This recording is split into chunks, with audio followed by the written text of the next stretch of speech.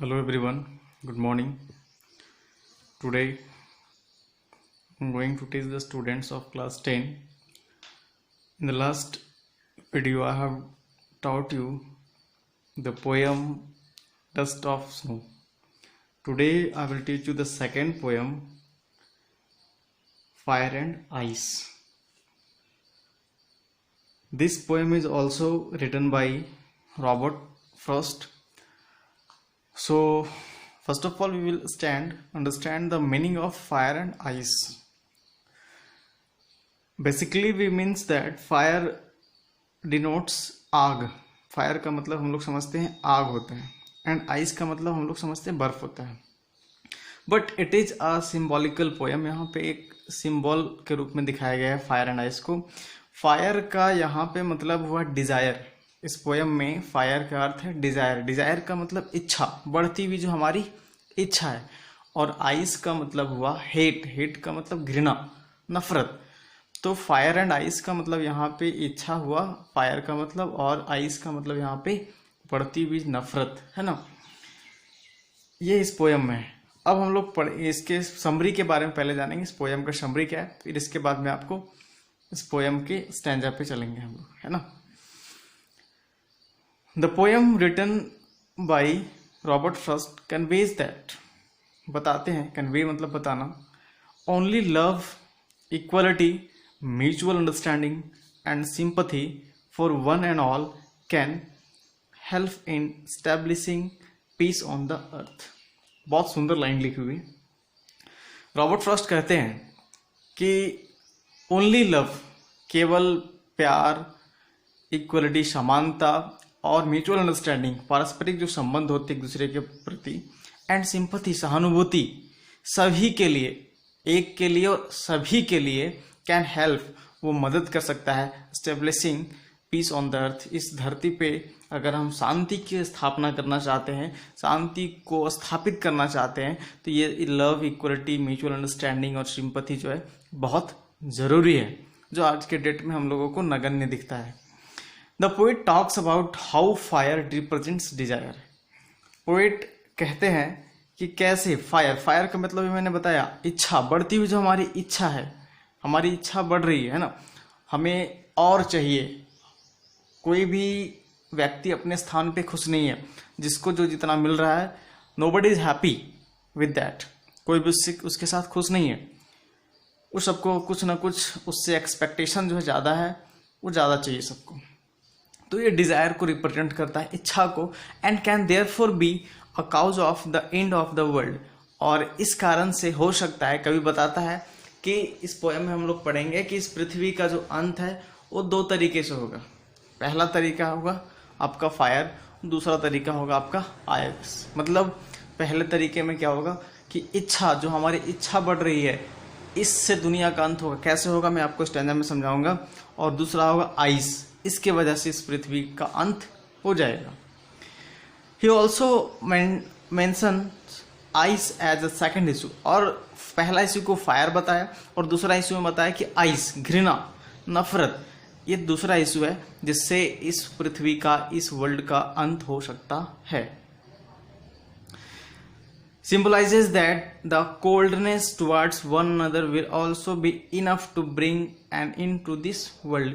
और एक दूसरे के प्रति जो घृणा है, एक दूसरे के प्रति जो नफरत का भाव है, इस कारण से भी इस दुनिया का अंत संभव है, हो सकता है.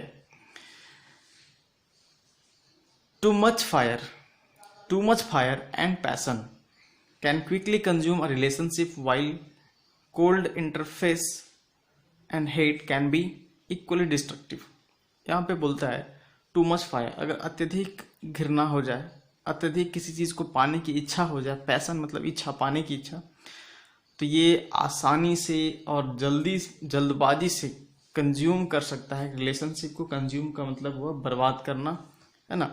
किसी भी रिश्ते को ये क्या कर सकता है, बर्बाद कर सकता है. वाइल, जबकि cold interference and hate, interference का मतलब खलल या फिर दखलंदाजी जिसको हम लोग बोलते हैं, और घृणा और जो नफरत है, कैन बी इक्वली डिस्ट्रक्टिव. और ये दोनों बराबर रूप में डिस्ट्रक्टिव हैं, मतलब आपका हानिकारक है, विनाशकारी है ना। तो ये था आपका समरी। अब हम पोएम के स्टैंजा के ऊपर चलेंगे और मैं इसमें 8 स्टैंजा है मात्र। अब हम इसको पोएम के स्टैंजा को समझेंगे। आपका आई होप कि आपको समझ में आ जाएगा।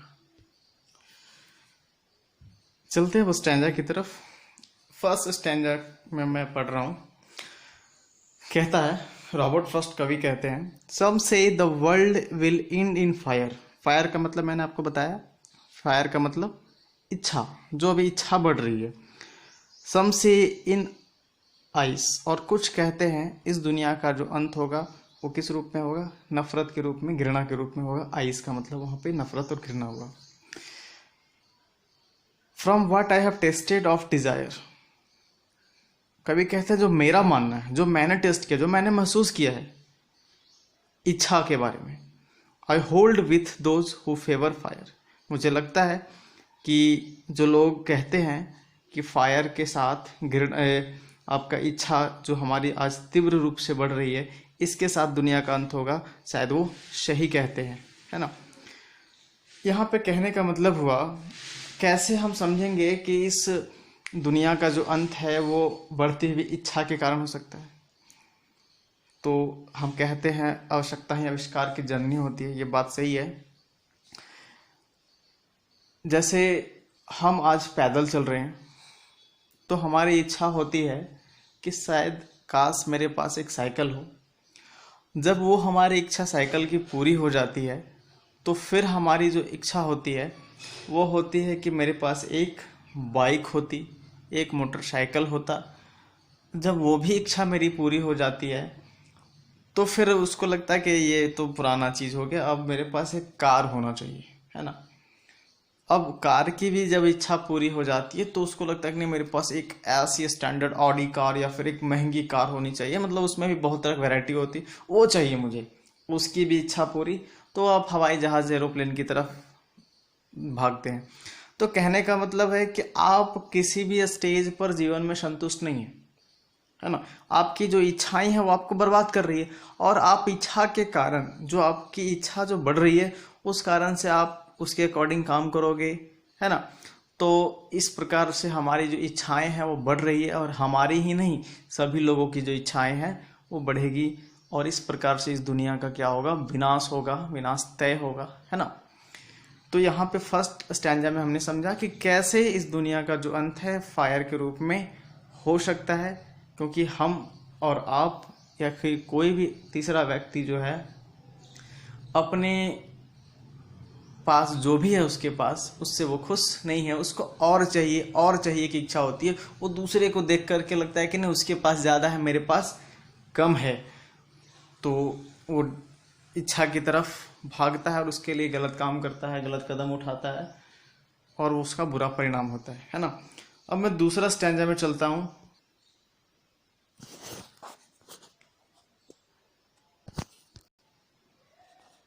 नाउ इन सेकेंड स्टैंजा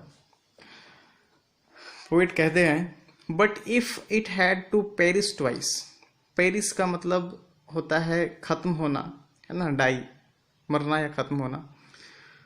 यहाँ पे किसके खत्म होने की बात कर रहा है? तो इस दुनिया के, इस वर्ल्ड को खत्म होने की बात कर रहा है। बोलता है अगर इसको 2 बार खत्म होना पड़े, इस दुनिया को अगर दोबारा खत्म होना पड़े, I think I know enough of it. तो जो घृणा है एक दूसरे के प्रति, समाज में हमारे आपके प्रति, किसी के प्रति, वो काफ़ी है इसको ख़त्म करने के लिए, है ना। इसीलिए बोला गया कि सेकंड स्टेज में, सेकंड इशू जो पोएट कहा है कि this world will and in ice, ये सही बोला है कि आइस में मतलब यहाँ पे नफरत के साथ उसका खत्म होगा, तो वो सही है, इनफ है। To say that for destruction ice I also great and would suffice. और वो सही बताया है कि इस दुनिया का जो विनाश है, जो डिस्ट्रक्शन होगा, जो विनाश होगा, वो किस तरह से होगा? आइस के साथ होगा। इट्स ऑल्सो ग्रेट, एक काफ़ी है, एंड वुड सफाइस। सफाइस का मतलब सफिशियंट, मतलब पर्याप्त है, पर्याप्त है उस खत्म होने के लिए। मतलब दूसरा स्टेज में हम पढ़ रहे हैं कि जो घृणा, घृणा का मतलब नफरत, एक दूसरे के प्रति जलन की भावना। ऐसा कहते हैं लोग ना कि जलने के लिए माचिस की आवश्यकता नहीं होती, यहाँ तो लोग एक दूसरे से आपस में जल रहे हैं, है ना। तो वो जो भावना एक दूसरे के प्रति है वो एक दूसरे को दूर करता है, अलग करता है, और इस दुनिया में जो है रहने लायक प्लेस को बिल्कुल खत्म कर दे रहा है। बिल्कुल शांति की जो स्थापना होनी चाहिए, जो लव, इक्वलिटी, समानता होनी चाहिए, वो सारे चीज़ को ख़त्म करके यहाँ पे एक दूसरे के प्रति घृणा पैदा हो रही है, जो इस दुनिया का सेकेंड इशू के रूप में ख़त्म होने की संभावना मानी जा रही है अकॉर्डिंग टू रॉबर्ट फर्स्ट, है ना। तो फर्स्ट इशू में मैंने पढ़ा कि इस दुनिया का अंत इच्छाओं के साथ कैसे होगा, तो मैंने अभी आपको बताया। सेकंड में मैंने पढ़ा कि सेकंड इशू में कि इस दुनिया का अंत घृणा के साथ कैसे होगा। तो यहाँ भी मैंने आपको बताया कि जब एक दूसरे के प्रति लोगों का जो भाव है, जो विचार है, जो मन स्थिति है, वो अच्छी नहीं है, एक दूसरे का सामंजस्य अच्छा नहीं है, तो एक दूसरे के साथ लोगों का रिलेशनशिप अच्छा नहीं है, वो अच्छा बनता नहीं है, तो इस दुनिया का अंत होना निश्चित